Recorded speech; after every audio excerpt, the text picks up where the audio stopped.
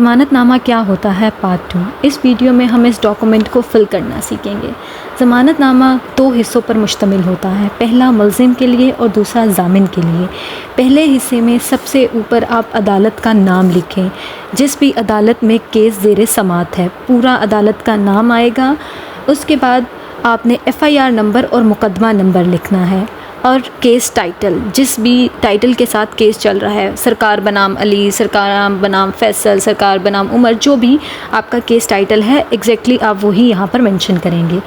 फिर जुर्म, जो भी दफ़ा आप पे लगी हैं तरतीब से FIR के अंदर जो दफ़ा है वो देखकर आप एग्जैक्टली वही दफ़ा यहाँ पर फिल करेंगे और साइड पर थाने का नाम लिखेंगे। उसके बाद आप मुल्ज़िम की डिटेल देंगे, उसका नाम, वल्दियत, कौम, किस जगह रहता है, तहसील और ज़िला, और ये डिटेल आप बिल्कुल एग्जैक्टली उसके ID कार्ड और FIR से देख कर देंगे ताकि किसी किस्म की भी इसमें कोई गलती ना हो। उसके बाद ये एक कानूनी पैराग्राफ है, ये आएगा और साइड पे जितने कोर्ट ने जितनी अमाउंट का मुचलका आपसे मांगा है वो अमाउंट आप यहाँ पे फिल कर लेंगे। अब सेकंड पार्ट जो है वो ज़ामिन की तरफ से होता है। इसमें सबसे पहले तो आप सारी मुल्ज़िम की डिटेल लिखेंगे सेम एज़ इट इज़ जो आपने ऊपर लिखी है, उसका नेम, उसकी वल्दियत, उसकी एड्रेस, जो भी चीज़ें हैं वो सारी इन्फॉर्मेशन आप लिखेंगे। उसके बाद आप ज़ामिन से स्टार्ट हो जाएंगे, ठीक है,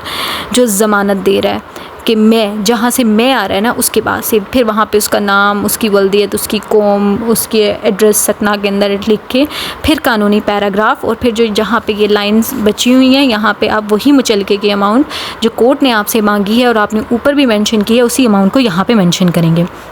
अब यहाँ पे मेन पॉइंट ये है कि कोर्ट जो है आपसे ज़्यादातर